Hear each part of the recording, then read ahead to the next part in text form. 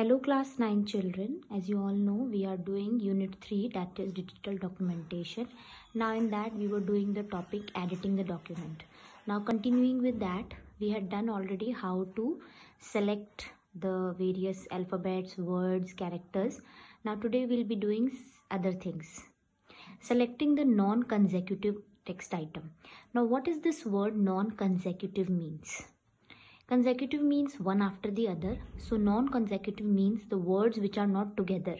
For example, the word is class 9th is a good class. So I just want to select class 9th and class with the help of mouse. So that is non-consecutive. So for that, you can use the control key. Press the control key and with the help of arrow key, you can select the non-consecutive text items. Now next is finding and replacing the text. Finding and replacing the text means that in a Word document, if you have entered some words wrong, you can replace them with the correct one. Or if you want to make changes, that is edit the document and you just want to replace certain words, you can use this option. So there are two ways of doing so. Either you go to edit in the file menu and there is an option find and replace. A dialog box will open up which will ask you to enter first finding that word and then replacing it with the new word. Or you can simply press the shortcut key Ctrl+F. Students, I have always told you that you continue making a list of shortcut keys. So the next shortcut key that we are doing today is finding and replacing the text.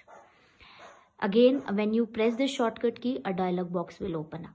Now next is jumping to page number. Now as you all know, you have page numbers printed at the bottom of the text document. So suppose you have made a document of 10 pages and you want to directly move to page 9. So instead of scrolling, you can directly go to edit menu and then you can go to page, then you can specify the number, or you can press the control key, that is the shortcut key, that is Ctrl+G. You will be asked to enter that page number to which you want to go and then enter. Now next is non-printing characters. Now first of all, what are non-printing characters? In a Word document, you can always see alphabets, numbers, but you also press enter key, you also press tab key, you also press space bar key.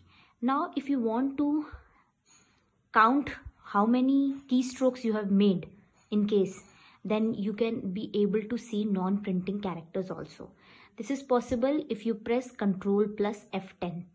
So you will find there arrow key will show you about the tab key and dot will be showing you about the space bar key.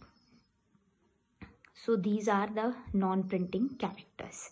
So this is all for today. Thank you and have a nice day.